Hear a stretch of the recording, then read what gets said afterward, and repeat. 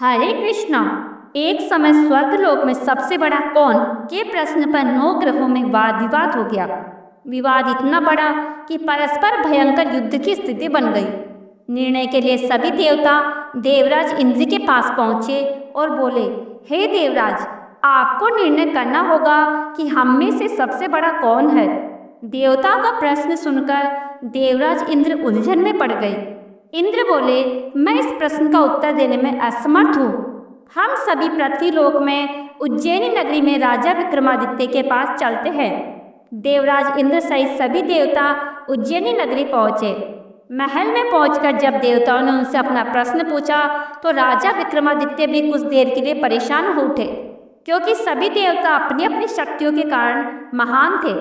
किसी को भी छोटा या बड़ा कह देने से उनके क्रोध के प्रकोप से भयंकर हानि पहुंच सकती थी।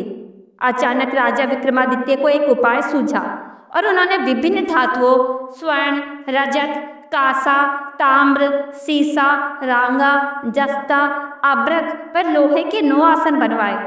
धातुओं के गुणों के अनुसार सभी आसनों को एक दूसरे के पीछे रखवाकर उन्हें देवताओं को अपने अपने सिंहासन पर बैठने को कहा। देवताओं के बैठने के बाद राजा विक्रमादित्य ने कहा, आपका निर्णय तो स्वयं हो गया। जो सबसे पहले सिंहासन पर विराजमान है वही सबसे बड़ा है। राजा विक्रमादित्य के निर्णय को सुनकर शनि देवता ने सबसे पीछे आसन पर बैठने के कारण अपने को छोटा जानकर क्रोधित होकर कहा, राजा विक्रमादित्य, तुमने मुझे सबसे पीछे बैठाकर मेरा अपमान किया। तुम मेरी शक्तियों से परिचित नहीं हो, मैं तुम्हारा सर्वनाश कर दूंगा। शनि ने कहा, सूर्य एक राशि पर 1 महीने, चंद्रमा 2.25 दिन, मंगल 1.5 महीने, बुध और शुक्र 1 महीने, बृहस्पति 13 महीने रहते हैं, लेकिन मैं किसी राशि पर 7.5 वर्ष तक रहता हूँ। बड़े बड़े देवताओं को मैंने अपने प्रकोप से पीड़ित किया है। राम को 7.5 के कारण ही वन में जाकर रहना पड़ा और रावण को 7.5 के कारण ही युद्ध में मृत्यु का शिकार बनना पड़ा। राजा, अब तू भी मेरे प्रकोप से नहीं बच सकेगा। इसके बाद अन्य ग्रहों के देवता तो प्रसन्नता के साथ चले गए, परंतु शनिदेव बड़े क्रोध के साथ वहां से विदा हुए। राजा विक्रमादित्य पहले की तरह ही न्याय करते रहे। उनके राज्य में सभी स्त्री पुरुष बहुत आनंद से अपना जीवन यापन कर रहे थे। कुछ दिन ऐसे ही बीत गए। उधर शनि देवता अपने अपमान को भूले नहीं थे। विक्रमादित्य से बदला लेने के लिए एक दिन शनिदेव ने घोड़े के व्यापारी का रूप धारण किया और बहुत से घोड़ों के साथ उज्जैनी नगरी पहुंचे। राजा विक्रमादित्य ने राज्य में किसी घोड़े के व्यापारी के आने का समाचार सुना तो अपने अश्वपाल को कुछ घोड़े खरीदने के लिए भेजा। घोड़े बहुत कीमती थे। अश्वपाल ने जब वापस लौटकर इस संबंध में बताया तो राजा विक्रमादित्य ने स्वयं आकर एक सुंदर व शक्तिशाली घोड़े को पसंद किया। घोड़े की चाल देखने के लिए राजा उस घोड़े पर सवार हुए तो वह घोड़ा बिजली की गति से दौड़ पड़ा। तेजी से दौड़ता घोड़ा राजा को दूर एक जंगल में ले गया और फिर राजा को वहां गिराकर जंगल में ही कहीं गायब हो गया।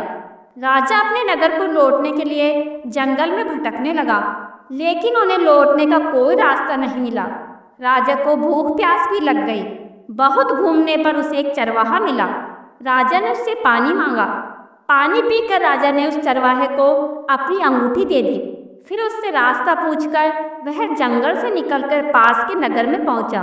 राजा ने एक सेठ की दुकान पर बैठकर कुछ देर आराम किया। उस सेठ ने राजा से बातचीत की तो राजा ने उसे बताया कि मैं उज्जैनी नगरी से आया हूँ। राजा के कुछ देर दुकान पर बैठने पर सेठ जी की बहुत बिक्री हुई। सेठ ने राजा को बहुत भाग्यवान समझा और खुश होकर उसे अपने घर भोजन के लिए ले गया। सेठ के घर में सोने का एक हार खूंटी पर लटका हुआ था। राजा को उस कमरे में छोड़कर सेठ कुछ देर के लिए बाहर गया। तभी एक आश्चर्यजनक घटना घटी। राजा के देखते देखते सोने की उस हार को खूंटी निकल गई। सेठ ने कमरे में लौटकर हार को गायब देखा तो चोरी का संदेह राजा पर ही किया, क्योंकि उस कमरे में राजा ही अकेला बैठा था। सेठ ने अपने नौकरों से कहा कि इस परदेसी को रस्सियों से बांधकर नगर के राजा के पास ले चलो। राजा ने विक्रमादित्य से हार के बारे में पूछा तो उसने बताया कि उसके देखते ही देखते खूंटी ने हार को निगल लिया था। इस पर राजा ने क्रोधित होकर चोरी करने के अपराध में विक्रमादित्य के हाथ पांव काटने का आदेश दे दिया। राजा विक्रमादित्य के हाथ पांव काट कर उसे नगर की सड़क पर छोड़ दिया गया। उस दिन बाद एक तेली उसे उठाकर अपने घर ले गया और उसे अपने कोलू पर बैठा दिया। राजा आवाज देकर बैलों को हाँकता रहा। इस तरह तेली का बेल चलता रहा और राजा को भोजन मिलता रहा। शनि के प्रकोप की 7.5 पूरी होने पर वर्षा ऋतु प्रारंभ हुई। राजा विक्रमादित्य एक रात मेघ मल्हार गा रहा था कि तभी नगर के राजा की लड़की राजकुमारी मोहिनी रथ पर सवार उस तेली के घर के पास से गुजरी। उसने मेघ मल्हार सुना तो उसे बहुत अच्छा लगा और दासी को भेजकर गाने वाले को बुला लाने को कहा। दासी ने लौटकर राजकुमारी को अपंग राजा के बारे में सब कुछ बता दिया।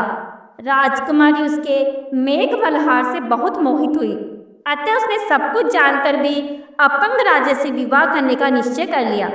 राजकुमारी ने अपने माता पिता से ये बात कही तो वे हैरान रह गए।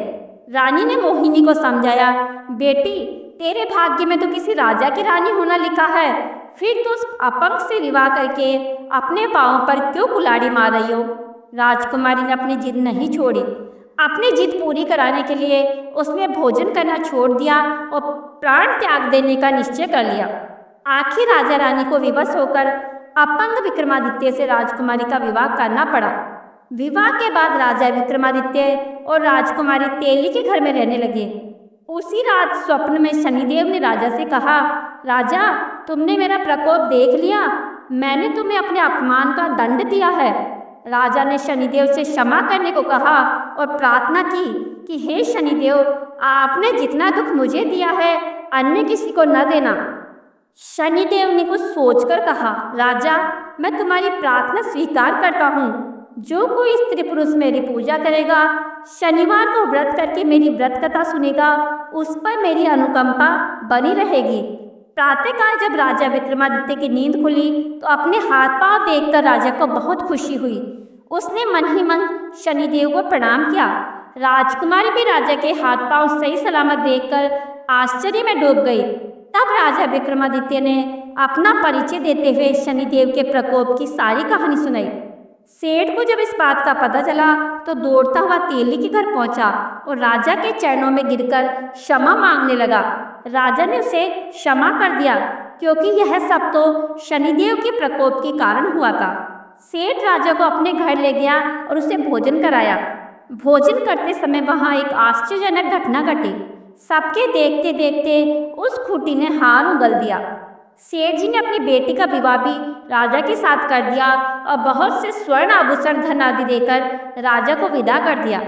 राजा विक्रमादित्य राजकुमारी मोहिनी और सेठ की बेटी के साथ उज्जैनी नगरी पहुंचे तो नगरवासियों ने बड़े हर्ष से उनका स्वागत किया। अगले दिन राजा विक्रमादित्य ने पूरे राज्य में घोषणा कराई कि शनिदेव सब देवों में सर्वश्रेष्ठ है। प्रत्येक स्त्री पुरुष शनिवार को उनका व्रत करे और व्रत कथा अवश्य सुने। राजा विक्रमादित्य की घोषणा से शनिदेव बहुत प्रसन्न हुए। शनिवार का व्रत करने और व्रत कथा सुनने के कारण सभी लोगों की मनोकामनाएं शनिदेव की अनुकंपा से पूरी होने लगी और सभी लोग आनंद पूर्वक रहने लगे। आपको आज की कहानी कैसी लगी? अगर कहानी पसंद आई हो तो कमेंट बॉक्स में जय शनिदेव अवश्य लिखें।